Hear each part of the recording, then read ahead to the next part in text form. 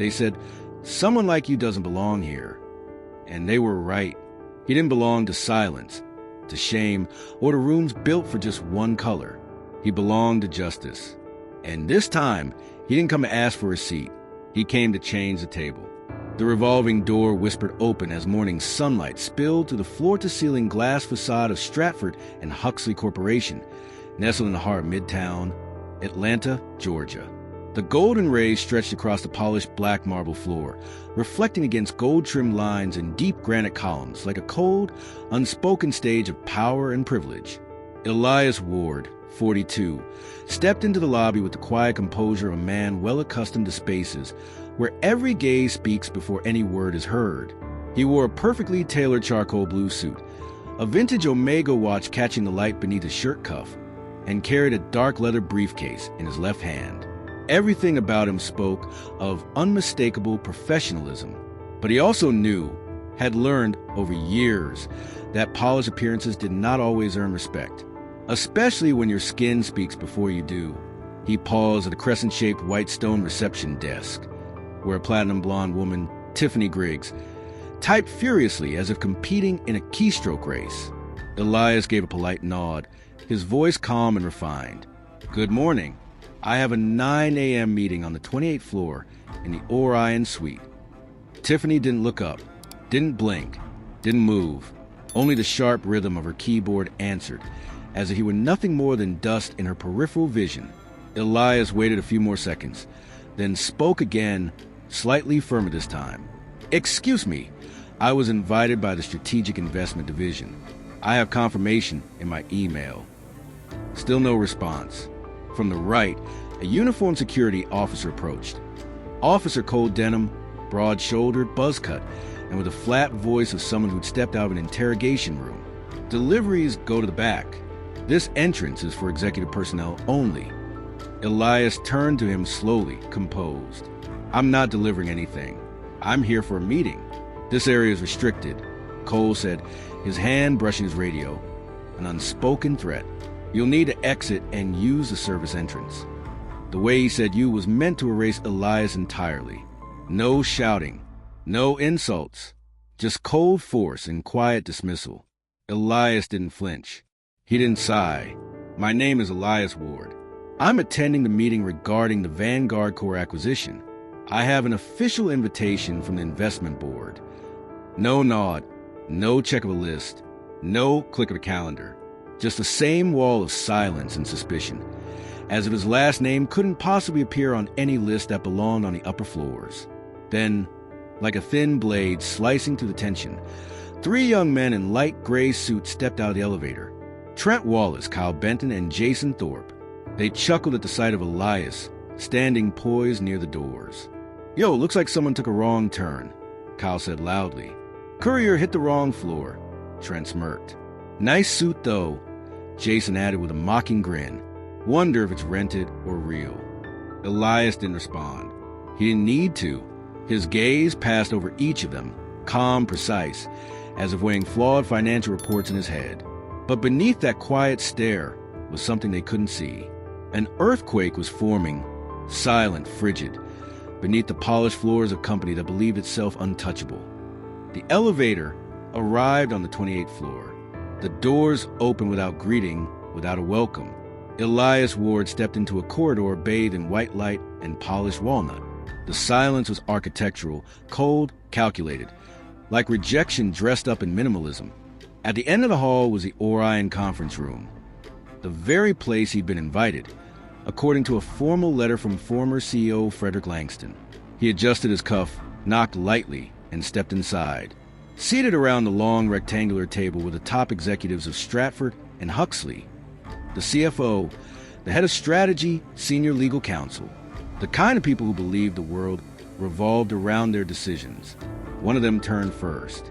With slick back hair and pale gray eyes, Bryce Maddox, senior director strategy, raised an eyebrow. "You are?" Elias walked forward without hesitation. "Elias Ward.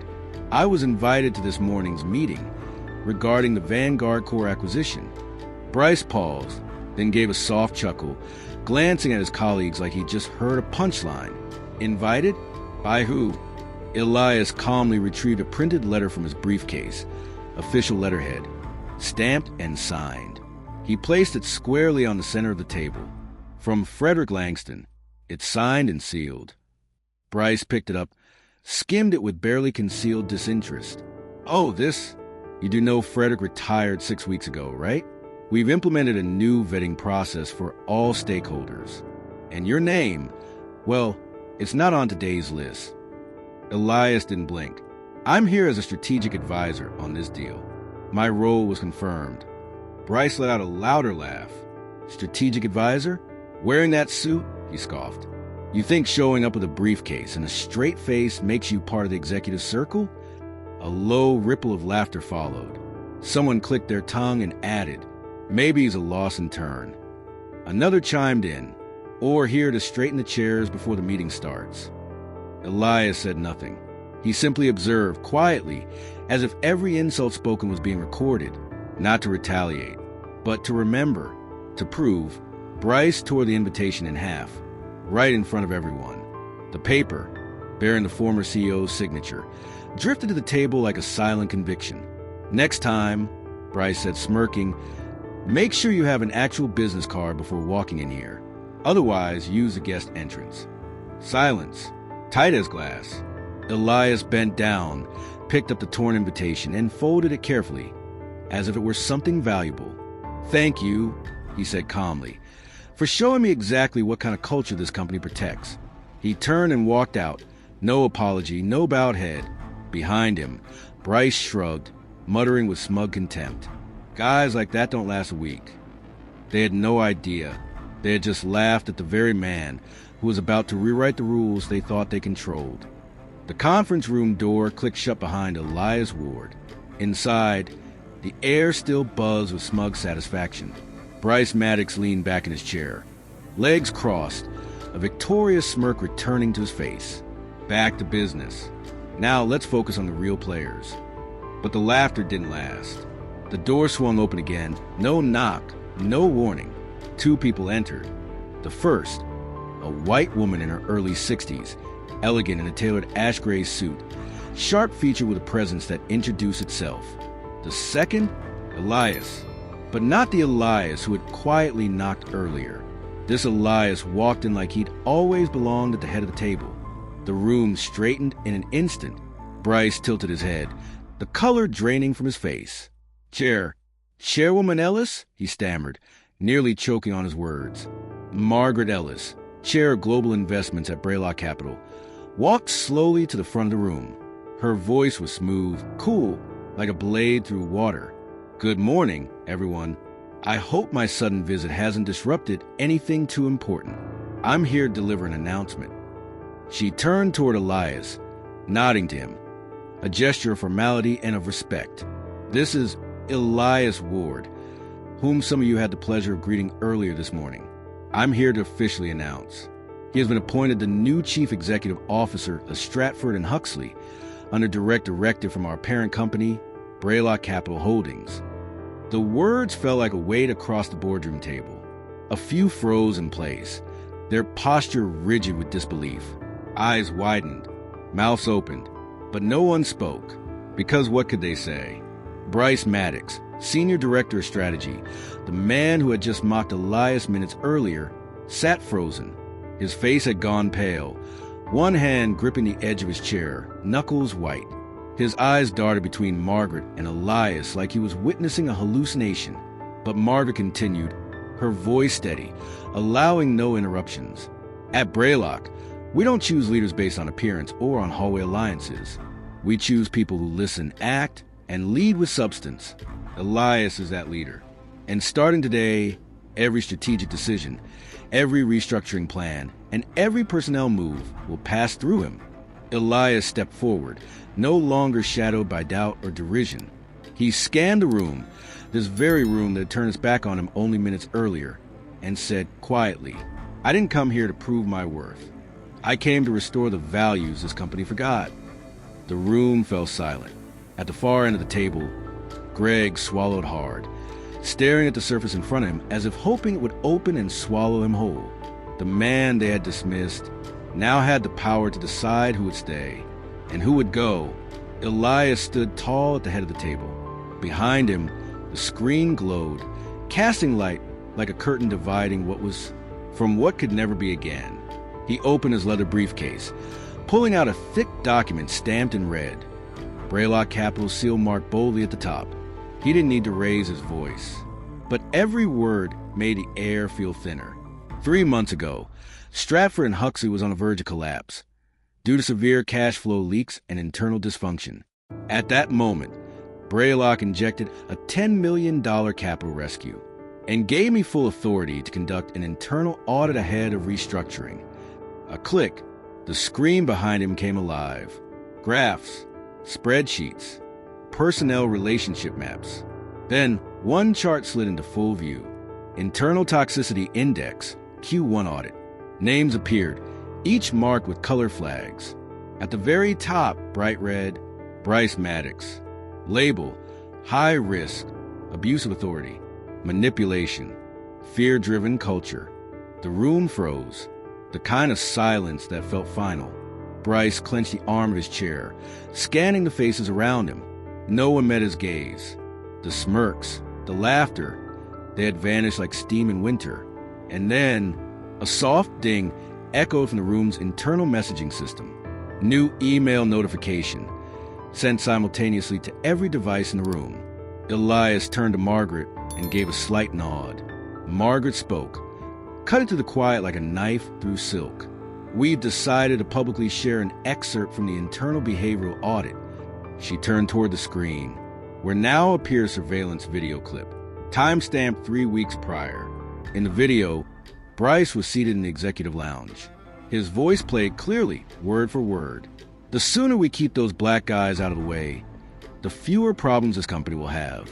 I've said it before, upper management is a space for people who fit the tone and look. It's not something just anyone can walk into.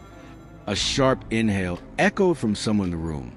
A female colleague covered her mouth. Others turned away. Bryce Maddox shut his eyes.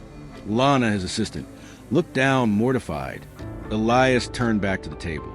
I don't need to speak to expose him. He did it himself. Bryce shot to his feet. This is a violation of privacy. You people can't. Margaret cut in, her voice ironclad. The footage was legally authorized by our internal audit team. Nothing here but the truth. Elias stepped forward, his hand resting on the still open file. We can't build a future on pretense. And I won't allow anyone to keep hurting this team out of arrogance and bias. He scanned the room once more, but this time, no one averted their gaze out of deference. They lowered their eyes in shame. For the first time since the meeting began, silence no longer served power. It served justice. The room remained still, air sucked dry after the video ended. Not a word was spoken. All eyes locked on Bryce Maddox, once the man who ruled the boardroom as if he was born to command it. Now his face was stiff, his jaw twitching, the collar of his shirt soaked in sweat. Margaret Ellis didn't raise her voice. She didn't pound the table. She simply tilted her head toward the man standing near the door, Nathan Cross, head of internal compliance. Nathan stepped forward, laying a sealed envelope gently on the table in front of Bryce. Bryce Maddox, he said, firm and composed, under directive from the executive board in our new CEO's office. You are officially suspended, effective immediately. All company access, ID badges, and devices are being revoked. You will be escorted from the premises now. Bryce scoffed, standing abruptly, ready to lash back, but the door behind him opened. 2 members of the corporate security team stepped in, not aggressive, not loud, just focused. One of them held up a scanner, passing it over Bryce's ID badge. The screen flashed red. Access revoked. You're violating protocol. Bryce shouted, his voice cracking. I have rights. Elias said nothing. He didn't have to. He simply stood there, silent, a mirror reflecting every choice Bryce had ever made. And then, Bryce Maddox, the man who once sat at the head of the table, who believed himself the center of the universe, was escorted out in silence. No applause, no sympathetic glance. When the door closed behind him, it didn't just end a meeting, It ended an era at Stratford and Huxley, but Elias wasn't finished. He turned to Margaret and gave a quiet nod. She stepped forward, tapping the display to bring up a new screen. We reviewed all internal complaints that were dismissed over the past 3 years. Every report of bias, inappropriate conduct, and refusal to assist clients due to racial prejudice.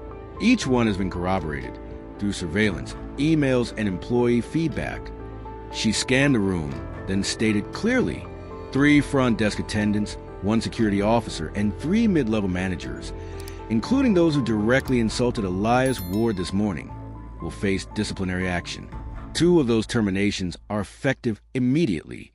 At that moment, a phone buzzed in someone's pocket. He checked the screen, and his face drained of color.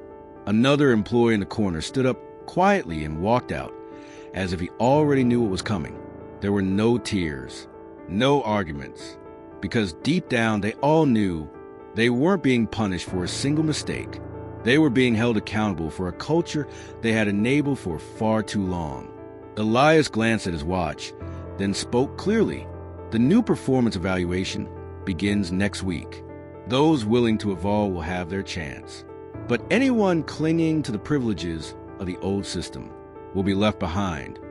It was time to wipe the board and start a new game with fairer rules. The air in the 32nd floor boardroom of Stratford and Huxley was still heavy after suspensions and firings. But Elias Ward, now seated squarely at the head of the table as CEO, left no room for a vacuum of leadership. He opened his laptop, connected to the company's internal network, and a new interface appeared on the screen behind him. Bold title at the top: Leadership Culture and Equity Audit, Company-Wide Rollout. Elias stood, his voice calm, but every word landed like a hammer. The old system didn't just create people like Bryce Maddox. It protected them. Starting next week, every executive from mid-level up will undergo a full ethics and leadership assessment. A few murmurs rippled around the room. Elias didn't flinch. This isn't a knowledge test. It's a test of character. You'll be evaluated anonymously by your own teams. Factors like fairness in hiring, transparency in promotion, and how you respond to misconduct will all be scored. A new chart appeared on the screen. Metrics labeled Trust Index, Equity Score, and Leadership Tone, each calculated through anonymous feedback and behavioral data gathered from the company's internal systems. Anyone who fails to meet the threshold, Elias said firmly, regardless of title or tenure, will no longer qualify for a management position, let alone a promotion. Margaret Ellis nodded slightly and added, "We've also partnered with the Braylock Institute to launch a mandatory 6-week course on human-centered and inclusive leadership. Every manager must complete the program before the new fiscal year." Elias slowly walked around the table, not with anger, but with unflinching clarity. "I'm not looking for perfection," he said. "I'm looking for people willing to face themselves. If you can't handle feedback from those you lead, then you shouldn't be leading." No one laughed. No one objected. No one had the grounds to challenge a system that was now clearer than ever. There will be no more exceptions. No more safe zones for privilege. A new era had begun, not through slogans, but through measurable standards. That afternoon, in a quiet room tucked away from the main office floor, Bryce Maddox, once considered a pillar of Stratford and Huxley, sat silently across from Elias Ward. No smug smile, no expensive tie, just a man mid-40s, hands clenched together like they were gripping the last threads of his dignity. Elias spoke first, his voice calm, but razor sharp. "I'm not here to humiliate you. I don't need you to be disgraced for justice to be done." Bryce looked up, eyes bloodshot. He never imagined himself in this seat, and certainly not across from a man he had once publicly degraded. "I could have signed a public termination order," Elias continued, "had it splashed across headlines, made sure your name would forever be linked to shame." He paused for a moment. "But I didn't, because justice isn't about humiliating people in public." Bryce let out a long, heavy breath. His chest rose and felt like a man learning, for the first time, what it meant to bow his head for the right reasons. "I'm giving you a choice," Elias said quietly. "Step down, leave quietly, And if you genuinely want to change, I won't stand in the way of your rebuilding. No lectures, no grandstanding. Elias stood, leaving a sealed envelope on the table. Label, notice of voluntary resignation, no contest. The door closed behind him. Silence returned. Bryce stared at the paper. Its words no longer just legal text, but the final door to what dignity he still had left. On the other side of the building, Elias stepped into the hallway. Sunset streamed through the thick glass. He didn't look back. He didn't need to. He had made the hardest decision of the day, and the right one. 3 months after Bryce Maddox quietly stepped away from Stratford and Huxley, his name faded from financial conferences and boardroom reports. No more headlines, no more stage.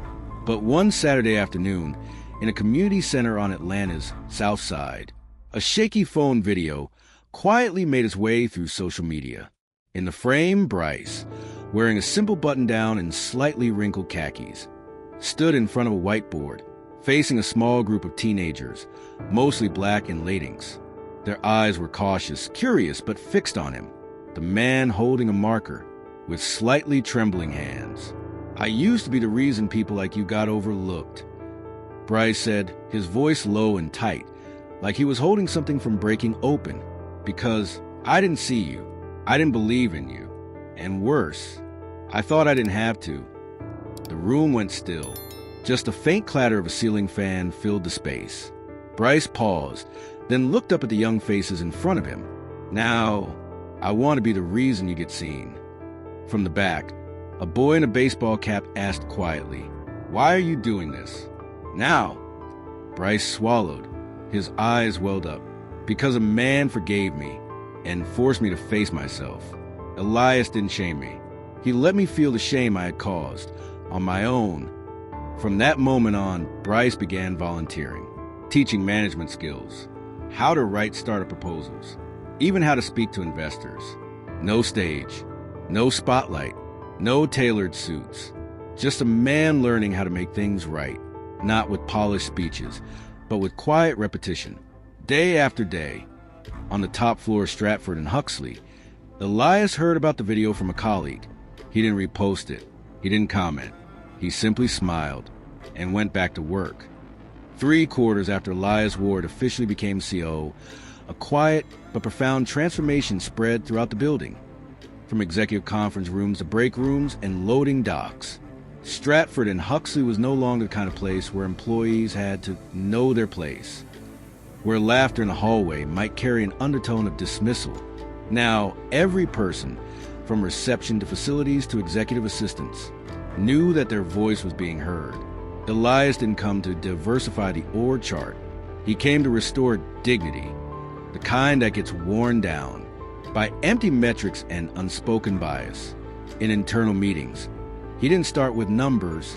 He started with this question: in the last month, who did we make feel respected? The company's KPIs now included more than performance metrics. They tracked fairness, psychological safety, and cross-team collaboration. Managers who once barked orders had to learn how to listen. Employees who once stayed silent began to speak. They knew now they wouldn't be excluded for how they looked, how they spoke, or where they came from. In the cafeteria, a new wall appeared. Faces who made a difference. No titles, no ranks, just stories of kindness, creativity, and unseen support. The business chronicle called Stratford and Huxley, a beacon of modern leadership, where human value isn't sacrificed for growth. And among young professionals in finance, a new nickname began to spread: the Lighthouse. Because here, you didn't have to dim yourself just to walk through the door. As usual, Elias didn't post a celebration. No speech, no spotlight. He simply sent out a short email to the entire company. Respect is not a reward for success. It is a foundation for anything worth succeeding at. That late afternoon, with the last rays of sunlight pouring through glass on the 32nd floor of Stratford and Huxley's headquarters in Chicago, Elias Ward stood quietly by the massive window. Below him, the city stretched wide, a city he once entered in silence. And now, it was listening. not through applause, but through change. Change in how companies operated, change in how meetings sounded, no longer laced with unspoken bias. Change in how young people were welcomed, not for their connections, but for their potential. He closed his eyes for a moment, not to reflect on those who had once blocked his path, but to think of the doors now opening, for those who had never been allowed to knock. That, he thought, was the real victory. Across the city, in a modest classroom at the South Shore Community Center, a man sat on the edge of a scuffed wooden desk. In front of him, 15 teens, mostly black and brown, hoodies, sneakers, eyes bright with dreams still waiting for form. The man was Bryce Maddox. No designer suit, no gold nameplate, just rolled up sleeves and a whiteboard with crooked handwriting. See beyond the surface. Bryce didn't talk about power. He talked about mistakes, about the first time he saw Elias and chose to dismiss him rather than listen. He told it all, no sugarcoating, and ended with a confession that caught in his throat. I used to be the reason people like you never made it into boardrooms. Now, I want to be the reason you never have to ask permission again. No one clapped, but no one looked away. There was only silence, a deep, sacred silence, from hearts just beginning to believe something no one had ever told them, that they belong. On the top floor of Stratford and Huxley, Elias still stood by the window, watching the city.